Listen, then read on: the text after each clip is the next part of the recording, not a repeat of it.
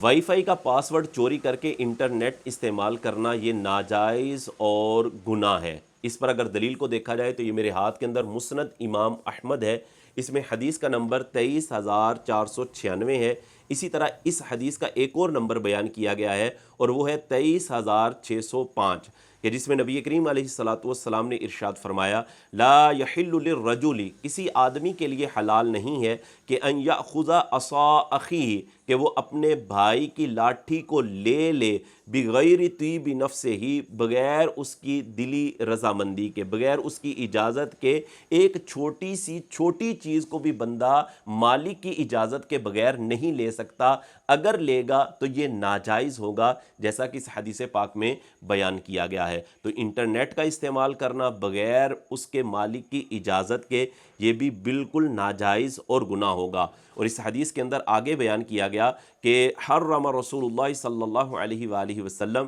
من مال المسلم علی المسلم، کہ نبی کریم علیہ الصلوۃ والسلام نے ایک مسلمان کے مال کو دوسرے مسلمان پر حرام قرار دے دیا ہے۔ یعنی ایک مسلمان دوسرے مسلمان کے مال کو بغیر اجازت کے استعمال نہیں کر سکتا، اگر بغیر اس کی اجازت کے استعمال کرے گا تو یہ ناجائز اور گناہ ہوگا۔ ہاں اگر وہ اجازت دے دیتا ہے تو اجازت کے ساتھ آپ استعمال کر سکتے ہیں۔ اور اس طرح پاسورڈ کو چوری کرنا، ظاہر اس میں تو اجازت نہیں ہے، اور اس شخص نے پاسورڈ بھی اسی لیے لگایا ہوا ہے کہ کوئی اور بندہ میرے نیٹ کو یوز نہ کرے۔ تو اگر کوئی اس طرح پاسورڈ کو چوری کرتا ہے اور انٹرنیٹ یوز کرتا ہے تو وہ ناجائز اور گناہ کا مرتکب ہوگا، گناہ گار ہوگا۔ اسی طرح کتب فقہ کو اگر دیکھا جائے تو کتب فقہ کے اندر ایک مشہور قاعدہ بیان کیا گیا ہے اور ارشاد فرمایا گیا ہے کہ لا یجوز التصرف فی ملک الغیر الا باذنہ، کہ غیر کی ملک میں اس کی اجازت کے بغیر تصرف کرنا یہ جائز نہیں ہوتا۔